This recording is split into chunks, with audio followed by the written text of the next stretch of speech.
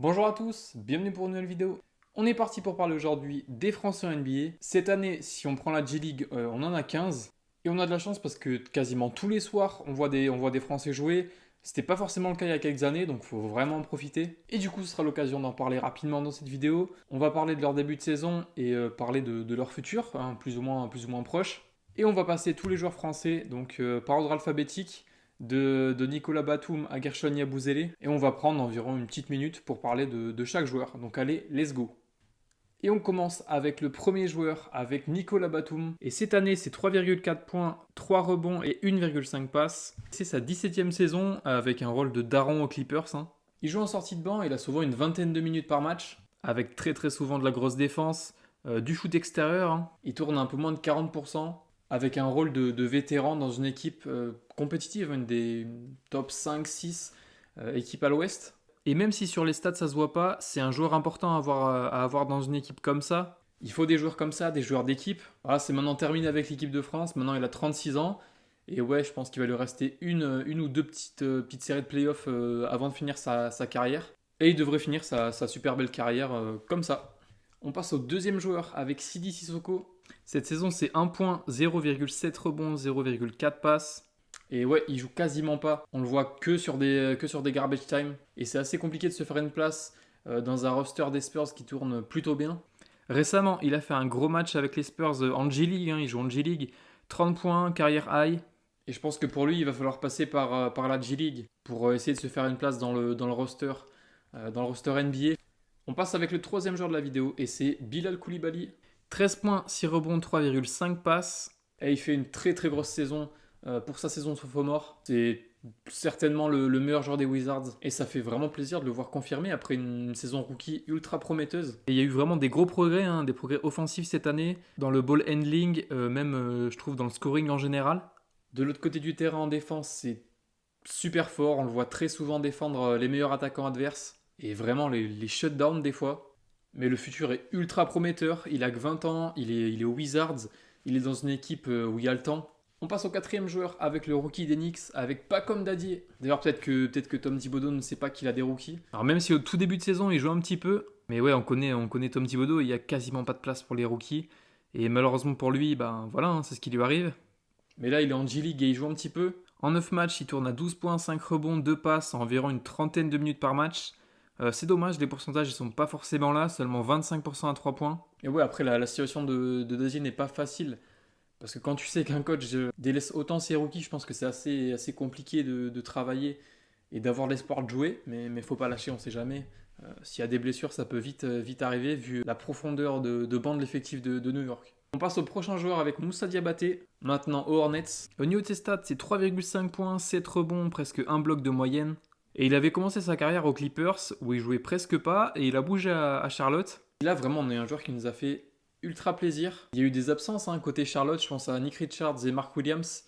Et suite à ces absences, il a su saisir l'opportunité et il a montré vraiment des super choses aux Hornets. On a vraiment découvert un vrai soldat ultra combatif, du gros rebond. Mais malheureusement, les blessés sont revenus et là, son temps de jeu a un petit peu baissé récemment. Mais en vrai, ça m'étonnerait même pas de le voir ailleurs dans une équipe compétitive, une équipe qui veut un soldat au poste 5, un mec capable de se battre, prendre des rebonds. Je pense qu'il y a beaucoup d'équipes NBA qui aimeraient ce genre de joueur. Donc ça m'étonnerait vraiment pas de le voir dans une autre équipe NBA dans pas si longtemps que ça en vrai.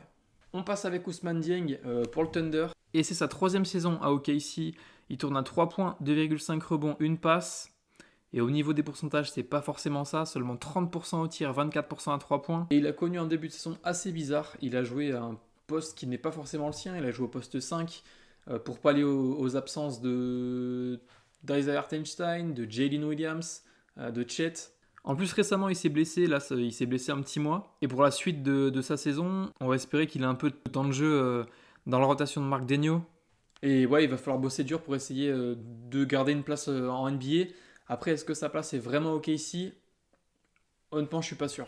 12e saison, 4 depoys pour le prochain joueur que je vais présenter, c'est bien sûr Rudy Gobert. Et cette saison, c'est 10 points, 11 rebonds, 1,5 blocs. Et avec le trade de 4, on a eu un début de saison très moyen pour les Wolves. Une équipe qui semble un petit peu déstabilisée, une équipe qui n'est pas à la hauteur des attentes. À l'heure où je parle, ils sont 8e en 17-14 à l'ouest. Et on va pas se mentir, hein, l'objectif personnel de Rudy, je pense, c'est de choper un titre. L'année dernière, ils sont allés jusqu'en finale de conf à l'Ouest. Et sur ce début de saison, c'est pas ça. Après, il reste du temps. Il reste du temps pour faire des ajustements, intégrer les nouveaux joueurs. On a un Julius Randle qui est arrivé. C'est un joueur qui est pas facile à intégrer dans une équipe. Mais côté Wolves, il va vite falloir trouver un meilleur équilibre. On passe avec Killian Hayes qui est maintenant du côté de l'équipe de G-League des Nets. Et ça se voit qu'il veut sa chance encore en NBA. Il travaille pour. Il a eu des offres en Europe, mais ça se voit qu'il voulait pas quitter les US. Et je trouve ça assez dommage pour lui. On a une équipe des Nets qui est en reconstruction. Et franchement, je pense qu'il aurait pu avoir sa place dans le roster des Nets. Hein. Ça ne s'est pas joué à grand chose en plus. Et on verra dans quelques mois ou années où est-ce qu'il sera. Mais je pense que le mieux pour lui, ce serait de retrouver un bon niveau en Europe et essayer de revenir ensuite en NBA, comme par exemple un Gershon Yabusele l'a fait. Parce que stagner en G-League, je suis pas sûr que ça augmente sa cote, hein, au contraire. On passe avec le first pick de la dernière draft avec Zachary Zaché. C'est 11 points, 3 rebonds, une passe de moyenne. Et il fait un début de saison rookie assez propre sans être ultra brillant. Je trouve qu'il est vraiment correct. Je le trouve bon, hein, dans un rôle d'équipier. Il fait ce qu'il doit faire.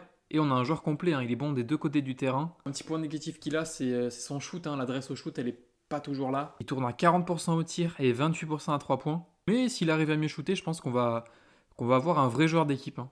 Typiquement, je pense que ça peut être un joueur qui peut avoir une longue carrière NBA. Et je pense que Atlanta l'a pris dans le but d'aider Trae Young. Et pour l'instant, c'est ce qu'il fait vraiment bien.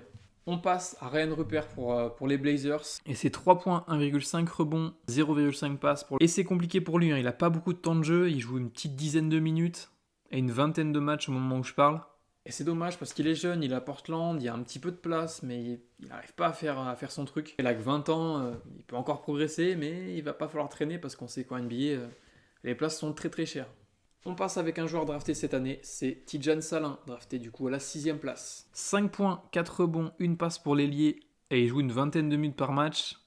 Et ce qui est bien pour Tidjane, c'est que il a la place de jouer, hein, à Charlotte. Et ouais, pour Tidjane, c'est de l'apprentissage. C'est le deuxième joueur le plus jeune de la ligue. Il est bon des deux côtés du terrain, lui aussi, il est complet. Et il faudra juste voir et attendre qu'il progresse. C'est juste qu'on attend de lui, qu'il progresse, qu'il apprenne. On passe à un autre rookie avec Alexandre Sarr, drafté 2ème cette année. 11 points, 6 rebonds, 2 passes, 2 blocs, presque un steal pour l'ancien joueur de Perse. Et si sa Summer League et son début de saison a été plutôt mauvaise, ces derniers matchs là c'est mieux. Peut-être qu'il y avait la pression du début de saison, le fait d'être numéro 2, des comparaisons avec Wemby, je pense que ça l'aidait pas forcément. Au niveau du rookie leader, il est bien remonté. Et s'il continue comme ça, je pense qu'il peut même, pourquoi pas, accrocher un petit top 3. En tout cas, c'est un joueur bon des deux côtés du terrain. J'ai l'impression de le dire à chaque fois, mais là c'est le cas. Il a une grosse mobilité en défense, il peut protéger le cercle. En attaque, il peut shooter, il a des grosses qualités athlétiques. Après, on le voit souvent prendre des 3. Cette année, il tourne à 30% de loin. Et il faudra voir à quel point son jeu extérieur se développe. Parce que je pense que ce sera un aspect vraiment important de son jeu pour sa carrière NBA et pour son futur. On part à Los Angeles avec Armel Traoré. 1,5 points, 2 rebonds en 8 matchs NBA cette année. Pour rappel, il n'a pas été drafté et il a signé un two-way avec les Lakers. Et il joue quasiment pas en NBA. Il joue pas mal en G-League, avec une moyenne d'ailleurs assez intéressante en G-League. Mais comme un Killian Hayes, comme un Sissoko, je pense qu'il faudra passer par la G-League pour faire ses preuves, espérer montrer des choses et pourquoi pas avoir du temps de jeu dans la grande ligue. On part à San Antonio avec Wemby. Et cette année, c'est très fort. 25 points, 10 rebonds, 4 passes, 4 blocs de moyenne. 36% à 3 points, 48% au tir. Parce que 90% lancé, déjà les stats sont folles. Et il est encore meilleur que l'an passé niveau stats. L'année dernière, pour rappel, il avait été rookie de l'année. Et cette année, il est encore sur des très gros standards. Même si en tout début de saison, c'était pas étincelant. Et ça fait comme l'année dernière. Au tout début de saison, c'était vraiment pas si ouf que ça. Et là, il est en train de chauffer. Récemment, on l'a vu faire des perfs de fou. 42 points, 18 rebonds, 4 blocs au Christmas Game face aux Knicks. 18 blocs en 2 matchs face à Portland et Philly récemment. 50 points face à Washington. Enfin, vraiment, il y a des perfs. Déjà, ça fait flipper, quoi. Et je pense que pour lui, le prochain objectif, c'est le All-Star Game à San Francisco, là, qui va arriver en février. Mais en tout cas, pour Wemby, le futur est plus que brillant. Il faudra que San Antonio gère bien les joueurs autour, toute l'équipe.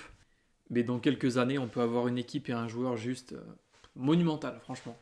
Et on passe au dernier joueur de la vidéo avec Gershon Yabusele. Et suite à ces dernières très grosses années à Madrid et ses gros JO, il a pu avoir une place en NBA. Il a pu retrouver les Sixers. Et d'ailleurs, avant que la saison commence, je me disais, waouh, il a trouvé le meilleur endroit du monde pour arriver en NBA. Au final, pas tant que ça. La saison des Sixers se passe pas du tout comme prévu. Il y a Paul George, Embiid blessé, McCain qui était chaud, blessé. Mais en tout cas, lui, individuellement, c'est vraiment très bien ce qu'il fait. 10 points, 5 rebonds, 2 passes, presque 40% à 3 points. Et pour moi, c'est un des joueurs les plus sérieux des Sixers et un des plus constants. Il sort souvent du banc et il joue une bonne vingtaine de minutes. Souvent très bon avec de la puissance, du hustle, de l'adresse au shoot. C'est vraiment tout ce qu'on lui demande. Et on va espérer pour lui que les Sixers aillent mieux. Actuellement, ils sont 11e en 12-17. Ils sont pas très loin du play-in. On va espérer pour lui que Paul George et Embiid restent en bonne santé. Parce que ouais, c'est un super joueur et il mérite d'aller en play-off avec une bonne équipe autour de lui. On a fini de parler de tous nos Frenchies en NBA. Si la vidéo vous a plu, n'hésitez pas à mettre un like, à commenter, à vous abonner. Ciao!